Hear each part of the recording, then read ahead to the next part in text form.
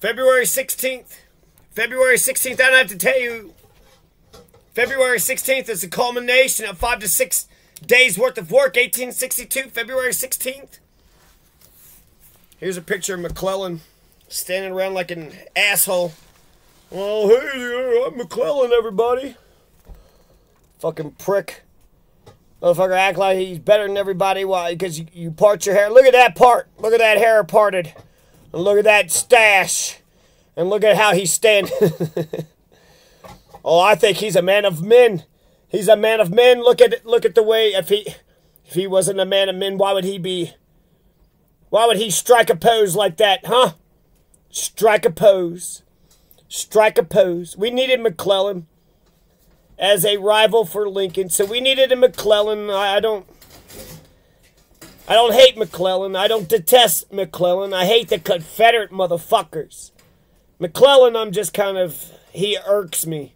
He irks me a bit. But we needed McClellan because Lincoln is going to run for re-election in 1864 and he's going to get re-elected against McClellan. So we needed somebody to run against Lincoln to show us that even though we're in the midst of a civil war, we still maintain our democratic, republican, constitutional, Bill of Rights, election, federalism values, 3 branches of government. In an important federal victory in the Western Theater, Confederates surrender Fort Donelson, Tennessee to General U.S. Grant. It becomes famous throughout the Union. So there you go. They give up Fort Donelson, Tennessee.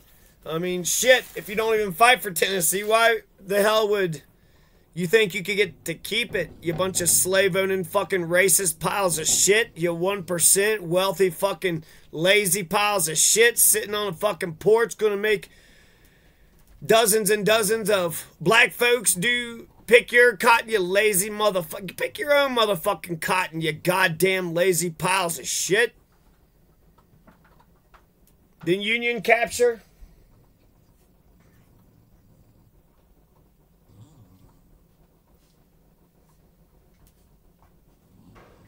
The Union capture of Fort Donelson. This is near the Tennessee-Kentucky borders in the Western Theater from February 11th to February 16th. It's an important avenue to the invasion of the South. U.S. Grant. He went from nowhere. He was an unproven leader to the rank of Major General. He got the nickname Unconditional Surrender Grant. He's just going to pound people and pound people. The way I understand Grant versus McClellan, McClellan just didn't want to use the army, whereas Grant used the army too much. McClellan was like, every life is worth $1 million, and U.S. Grant is like, God, throw this American in. Get in there, New Yorker. Get in there, Illinois. Get in there, Indiana. Hey! Hey!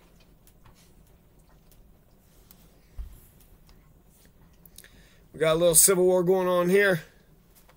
We got a surrender, Appomattox. What we figure out? Negotiated settlement. What are we doing here? No, I want unconditional surrender. So he captured Fort Henry on February 6th. Grant moved his army, later to become the Union's Army of the Tennessee. Overland to Fort Donelson from February 11th to the 13th. Conducted several small probing attacks. Man, this is U.S. Grant just getting his start. There was one guy that was like, well, U.S. Grant was just a damn drunk from Ohio. Maybe U.S. Grant was just a damn drunk from Ohio. What are you getting mad about? You're conservative, so you feel like you need to be like Confederate? That's like too fucking conservative. That's almost like, no, I just want the rich people to do whatever the hell they want to do. Because you're a dumb racist. You're poor. You have nothing. It doesn't matter as long as the 1% get to do whatever the hell they want to do. And you get to feel like you're better than somebody. Exactly. And I get to feel like I'm better than somebody. It was a white totalitarian fucking dictatorship. All this talk about freedom, democracy, and constitutionalism. What the fuck would a slave-owning piece of shit know about that? You're a tyrant. You don't know shit about the 3 branches of government because you're a barbaric tyrant. You don't know. Simon Bolivar Buckner accepted Grant's demand of unconditional surrender later that day. The battle resulted in virtually all of Kentucky as well as Tennessee, including Nashville, falling under Union control. Damn! Damn! Grant was away from the battlefield at the start of the attack, but arrived to rally his men and counterattack. Pillow's attack succeeded in opening the route, but Floyd lost his nerve and ordered his men back to the fort. Shouldn't have lost your nerve, Floyd. It's like that John Bell Hood. My God, that's what... I hope all my enemies are as incompetent as John Bell Hood, that fucking Confederate pile of shit. Fort Hood is named after not just a Confederate fucking, you know, traitor or treasonous piece of shit, but he sucked. He lost fucking battle after battle. If anything, maybe that's why we said Fort Hood, because the more John Bell Hoods the Confederates had, the more we could destroy them. Fuck fucking John Bell motherfucking Hood. God damn, fuck John Bell motherfucking Hood. So let's just, February 16th. Let's just get to the day. February 14th, 15th, who cares? It's all about the winning shot. Let's see, Buckner. On the morning of February 16th, though, here's another 1:30 a.m. on February 16th. Do I want to start there? Nearly 1,000 soldiers on both sides have been killed, 3,000 wounded still in the field. Some froze to death in the snowstorm. Many Union soldiers having thrown away their blankets and coats. Inexplicably, Generals Floyd and Pillow were upbeat about the day's performance, wired General Johnston at Nashville that they won a great victory. General Simon Bolivar Buckner, however, argued that they're in a desperate position that was getting worse with the arrival of Union reinforcements. At their final council of war at the Dover Hotel at 1:30 a.m. on February 16th, Buckner stated that C.F. Smith attacked again. He could only hold for 30 minutes. He estimated that the cost of defending the fort would be as high as a 75% casualty rate. Buckner's position finally carried the meeting. Any large-scale escape would be difficult. Most of the river transports were currently transporting wounded men to Nashville when not returning in time to evacuate the command. Floyd, who believed if he was captured, he would be indicted for corruption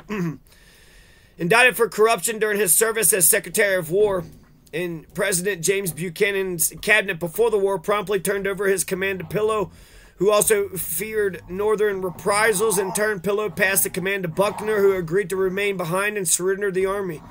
During the night, Pillow escaped by small boat across the Cumberland. Floyd left the next morning on the only steamer available, taking his 2 regiments of Virginia infantry. Disgusted at the show of cowardice, a furious Nathan Bedford Forrest announced, "I did not come here to surrender my command." He stormed out of the meeting and led 700 of his cavalrymen on their escape from the fort.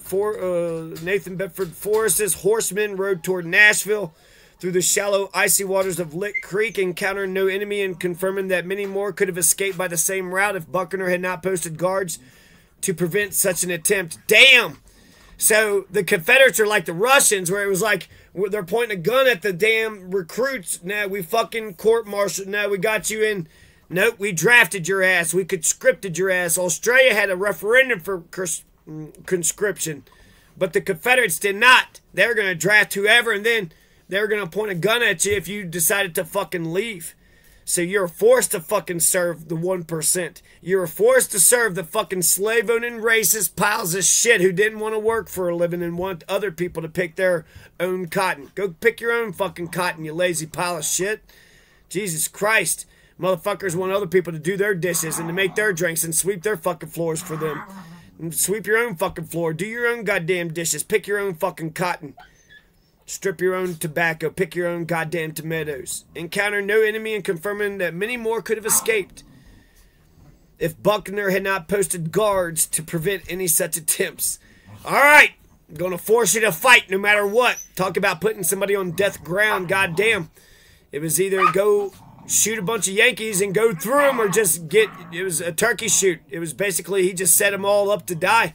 On the morning of February 16th, Buckner sent a note to U.S. Grant requesting a truce, asking for terms of surrender. The note first reached General Smith, who exclaimed, "No terms to the damned rebels. No terms." When the note reached U.S. Grant, Smith urged him to offer no terms. Buckner had hoped that Grant would offer generous terms because of their earlier friendship. In 1854, U.S. Grant was removed from command at a U.S. Army post in California, allegedly because of alcoholism. Buckner, a fellow U.S. Army officer at the time, loaned U.S. Grant money to return home to Illinois after Grant had been forced to resign his commission.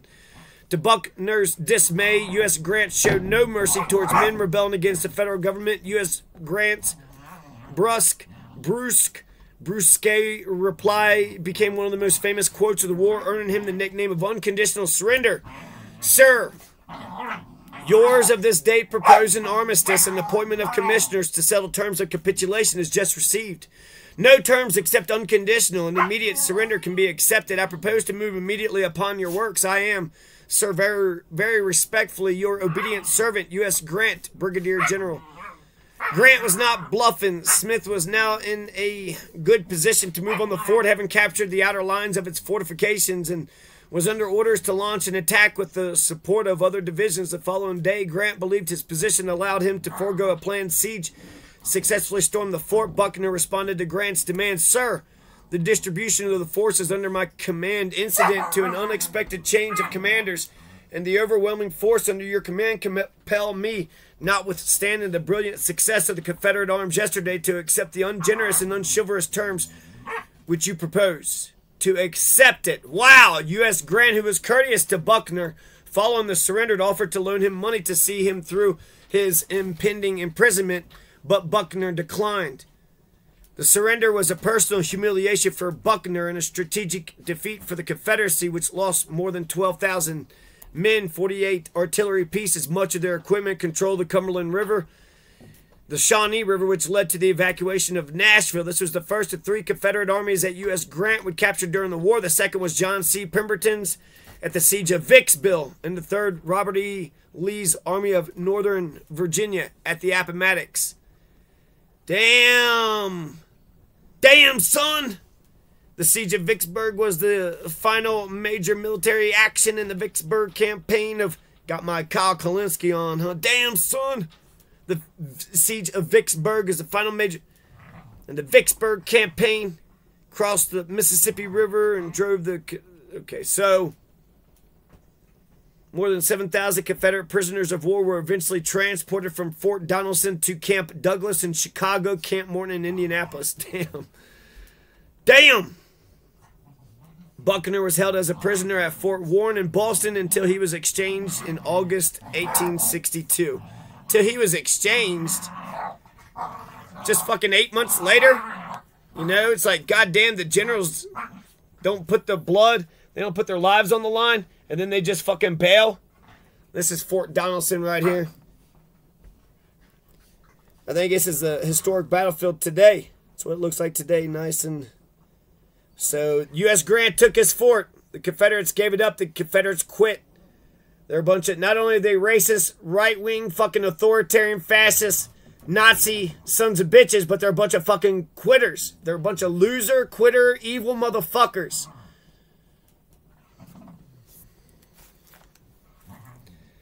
Battle of Fort Donelson, Fort Donelson. The casualties at Fort Donelson were heavy. Union losses were 2,700, 507 killed, and the Confederate had 13,000, but they said captured. 327 killed. Wow, so 507 killed versus 327. The Confeds killed more Union men. It was a Union victory because they all surrendered. Cannons were fired, church bells rung throughout the North at the news. The Chicago Tribune wrote that Chicago reeled mad with joy. The capture of Forts Henry and Donelson were the first significant Union victories in the war and opened 2 great rivers to invasion in the heartland of the South. U.S. Grant was promoted to Major General of Volunteers, second in seniority only to Henry W. Halleck in the West, after newspapers reported that U.S. Grant had won the battle with a cigar clamped in his teeth. He was inundated with cigars sent from his many admirers. Before that, he'd only been a light smoker, but after finding he couldn't give them all away, he took to smoking them, which probably contributed to his later death from throat cancer. Yeah, good job, Americans. close to a third of all the Albert Sidney Johnston's forces were now prisoners. Grant had captured more soldiers than all previous American generals combined. Johnston was thereby deprived of more than 12,000 soldiers who might have provided a decisive advantage at the impending Battle of Shiloh in less than 2 months' time. What was the Battle of Shiloh about? Who won the Battle of Shiloh? It was America, right? USA, USA, Abraham Lincoln, Union, America, America, a.k.a. Battle of Pittsburgh Landing. Who the fuck calls it that? Oh, were you there at the Battle of Shiloh? Excuse me. It's the Battle of Pittsburgh Landing. It's in Hardin County, Tennessee. And it was a Union victory. 67,000 versus 45,000. Holy shit. U.S. Grant, Don Carlos Buell versus Albert Sidney Johnston and P.G.T. Beauregard.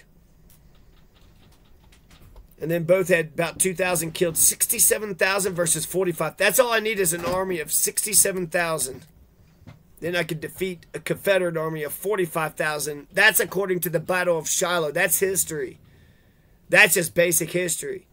The battle was the costliest engagement of the Civil War up to that point. It's nearly 24,000 casualties, made it one of the bloodiest battles. You know, I don't like how they say casualties. As if like being wounded or captured is the same fucking thing as goddamn murdered. Being wounded or captured, you know, that could turn into, but it's not. And then wounded, you still walk away. It's not the same thing. Casualties, I guess you could say, okay, it sucked because if they're wounded, I guess you get to go home. If they're captured, they're taken out of the fight. So therefore, from a military perspective, you just took those men out of the fight. But murdering people versus, you know, catching them or kicking them in the shin, I just feel like are just two different things.